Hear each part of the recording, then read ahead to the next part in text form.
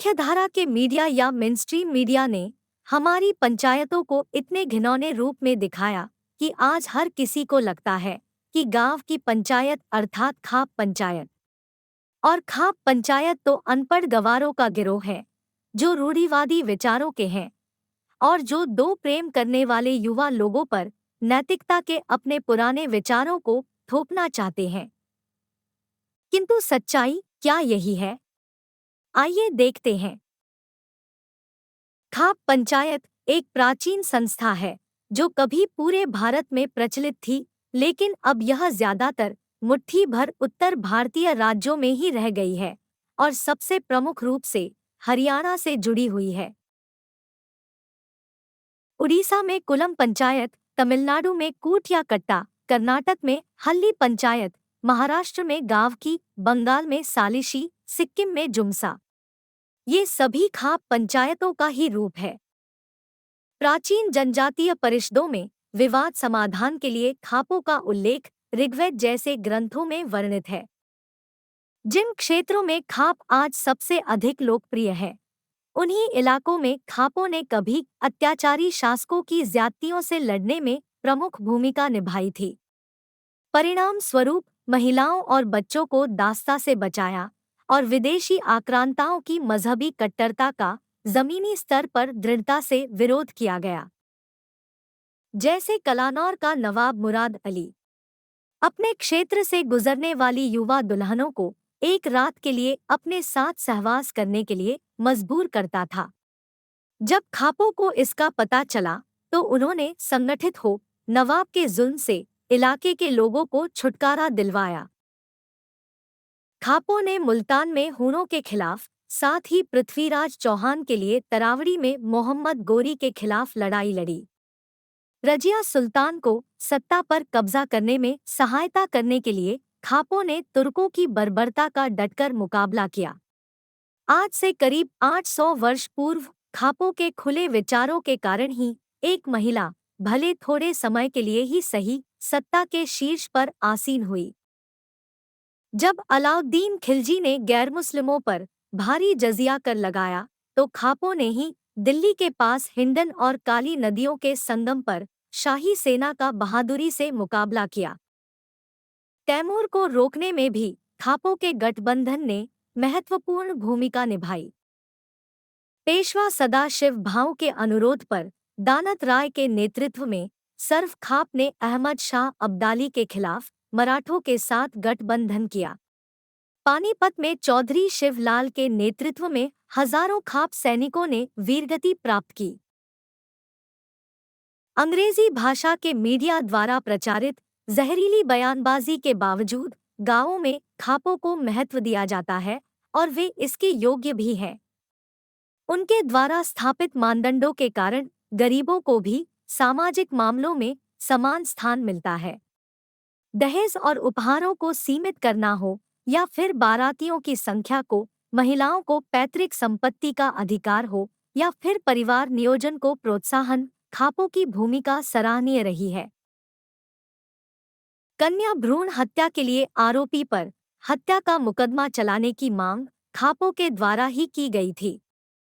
सगे या चचेरे भाइयों या फिर कभी कभी पुश्तों से चले आ रहे पारिवारिक झगड़ों और संपत्ति विवादों को खाप पंचायतें बड़ी सहजता से सुलझाती रही है।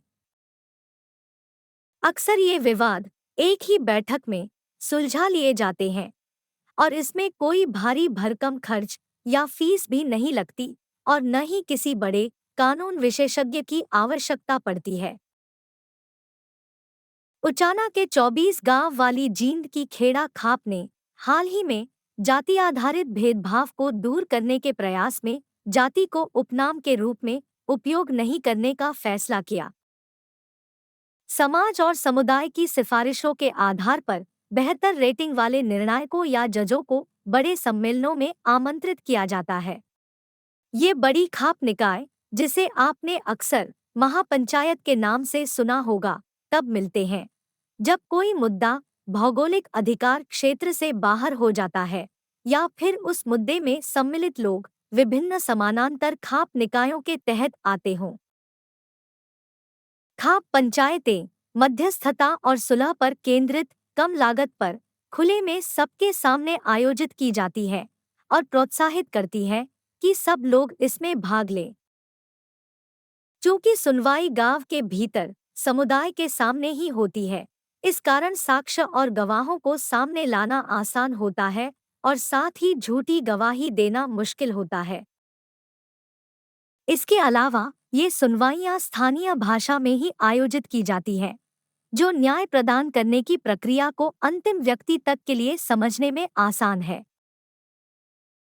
खाप पंचायतें स्थानीय स्तर पर निष्पक्ष और त्वरित समाधान प्रदान करती है। इस प्रकार अमूर्त सिद्धांतों के आधार पर भ्रम के कारण न्याय में देरी करने के बजाय खाप पंचायतें सरल, सहज और त्वरित परिणामों की ओर ले जाती है। अब यदि खाप पंचायतें इतने प्रभावी और परोपकारी हैं, तो अंग्रेजी मीडिया द्वारा उनकी इतनी बदनामी क्यों की जाती है? चलिए हम एक अंदाजा लगाते हैं। हमें लगता है कि ऐसा इसलिए है क्योंकि वैश्विक कॉरपोरेट मीडिया आउटलेट एक ऐसे चरण में पहुंच गए हैं जहां उनका अस्तित्व सनसनीखेज खबरों पर निर्भर है। इसके अलावा उनका दृष्टिकोण अक्सर औपनिवेशिक पूर्वाग्रहों से दूषित होता है। एक त्रुटि को अत्याचार के रूप में और एक अपवाद को आदर्श स्थिति के रूप में चित्रित किया जाता है। ग्रामीणों को जंगली बताया जाता है और खाप पंचायतों को कंगारू कोर्ट के रूप में दिखाया जाता है। खाप पंचायतों के बारे में पूर्वाग्रह से ग्रसित बातों को बार बार दोहराया जाता है, जिससे भोले भाले दर्शकों की मानसिकता पर वास्तविकता से बिल्कुल उलट ही तस्वीर बनती है। किंतु चूंकि वास्तविकता बिल्कुल ही अलग है, तो हम पाते हैं कि न केवल भारत में अपितु पूरी दुनिया में वैकल्पिक सामाजिक न्याय प्रणाली पाई जाती है, विशेष रूप से जहां प्राचीन सभ्यताएं पाई जाती थी। सामाजिक संस्थाओं का वर्तमान संस्करण पश्चिम से प्रेरित है, जो व्यक्तियों को एक दूसरे से और यहाँ तक कि अपने समाज से भी अलग करता है। यह न केवल पुराना है बल्कि खतरनाक भी है, क्योंकि यह एक ऐसी व्यवस्था बनाता है जो समुदायों को कमजोर बनाती है। यह न्याय प्रणाली को केंद्रीकृत, सुस्त, असंवेदनशील और अक्षम बनाता है। यह आम नागरिकों को न्याय से अलग थलग कर देता है, क्योंकि इसका न्यायशास्त्र एक दार्शनिक ढांचे पर आधारित है जिससे जनता का कोई संबंध नहीं है। प्रशंसा और आत्मसात करना तो दूर की बात है।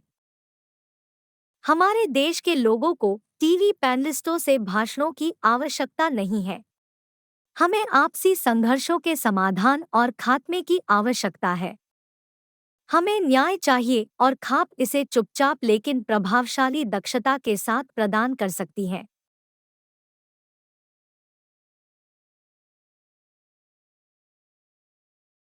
वीर भोग्या वसुंधरा। जो साहसी शूरवीर हैं, वे ही इस धरती पर सम्मानपूर्वक जीवन व्यतीत कर सकते हैं। वीडियो देखने के लिए धन्यवाद।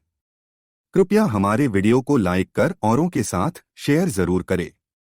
वीडियो पर अपनी राय या किसी सुझाव के लिए कमेंट करें। साथ ही हमारे चैनल को सब्सक्राइब जरूर करें ताकि अगले वीडियो का नोटिफिकेशन झट से मिल सके।